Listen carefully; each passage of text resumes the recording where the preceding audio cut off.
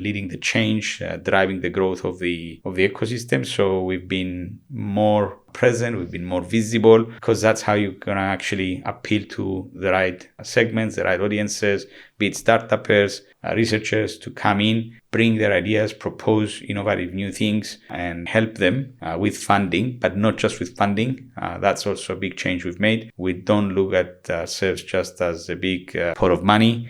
We want to add value. So all these services that I talked about earlier come and enhance our offering. We augment our product offering, which is giving money, equity-free grants, with a lot of services to see them being successful, because then being successful, it means that we're better positioned in international markets, we're strengthening the economy. There is obviously benefit for the society. You talked about people who sadly couldn't find their way back into Cyprus. That's also a lot of human capital, but it's not just the human capital. Someone who decided to go and study abroad, either funded by the government or by his own family, there is an investment there, and that investment doesn't come back to the country. So it's for the benefit of another economy, who's actually at the grand scale of things is competing with you for talent. So giving these opportunities to people to come back and create from here, it's something we've changed. And I have to also add here that one other reason that we're more visible now is because in 2020, the government of Cyprus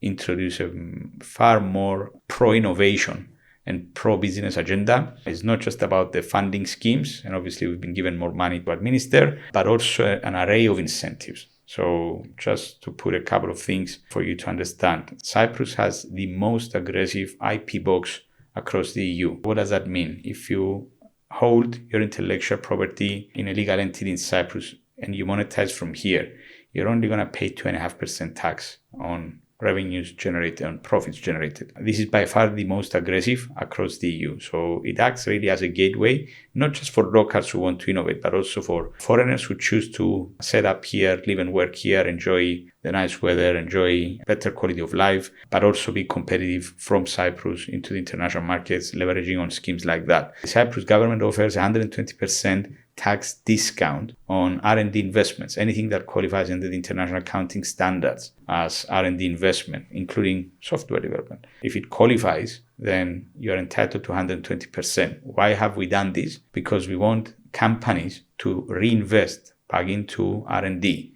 It's not just about an opportunity to improve your bottom line. It's an opportunity to free up money in order to invest back into R&D, enhance your capabilities, enhance your products, and be more competitive, generate more profit at the end of the day. We've also introduced a lot of incentives, tax incentives for talent to come and live and work from Cyprus. Either Cypriots who left or foreigners who choose to come to Cyprus for the very first time. So there's a hefty income tax discount on that, which makes it, well, it closes the gap, right? Because if you're international markets, especially the big markets, obviously from Cyprus, you can't beat it. But factor in the income tax discounts, factor in the lower cost of living and all that, then it starts becoming comparable. So we've seen talent moving back. So it's a combination of things that have actually raised the visibility. And at this point, it's important to say that Cyprus, for the last 3 years, is a strong innovator in the European Innovation Scoreboard. This is the scoreboard that the European Commission publishes on an annual basis, which ranks countries based on their capability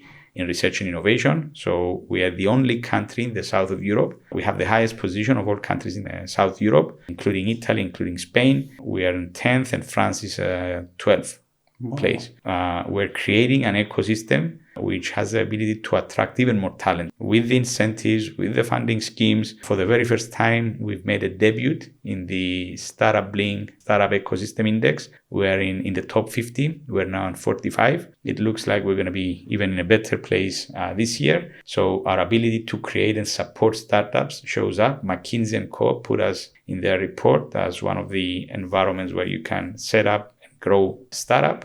We have seen success stories, and these stories are inspiring others to come back, and we're changing the way being perceived. We're raising the visibility of the country, and this effectively positions us as the national funding agency, but most importantly, this ecosystem, the actual doers who actually get on and deliver things with the money we give them into the international markets, and they're helping us rebrand our country. That's also a very important thing. 100%. And it almost sounds like all of these incentives that are obviously built and are working, and they're going to work, right? It's just a matter, I think just me as an outsider listening to this, I think what the problem is that people are not aware. Why not come into this beautiful island? Because up until now, what is the image of the island? Is a touristy destination. We've got the sun and beautiful beaches. That's it. But there's a lot more than that, because all these other incentives, tax reduced, corporate tax, you're down to 2.5% on intellectual property, right? Intellectual property, yeah. Which is, in layman's terms, and you can correct me if I'm wrong, is a proprietary product or service that's built into what you've created, intellectual property. So you've created, whether it is a service in the way you deliver that service or a software that you've created that's proprietary, 100% your own, that can be regarded as intellectual property. And if you do that and you can prove it in all, you check off all the check boxes, the government says, yep, you are approved. Instead of paying 12.5%, it will go to 15. Yeah. I don't know. But you get 80% discount. And that's the hefty discount. Right. So whatever the percentage is of corporate tax, you pay 80%. And then over and above that, you've got this, and I think this was what you're referring to, is this non-domicile structure, the regime with dividends being 0%. Not just that. Also your salary. So also on the personal income tax. So not only the dividends. So it's not just about the non-dom. Okay. It's the income tax. If you've lived abroad for a number of years, then you're entitled to, let's say you earn 100, you're only going to be taxed on 50. Wow. So all these are schemes that are actually making a level playing field. As I've said earlier, you can't compete with the bigger markets, but when you throw in all these goodies, it starts becoming comparable. And that's where you actually, the thing that you mentioned, it kicks in like, oh, why do I want to live here? Thank you for watching that short. I hope you enjoyed it. If you want to watch the full episode, it's available over here. Remember to subscribe to the YouTube channel, hit the bell icon to get notified when we upload new content, and follow us on Spotify.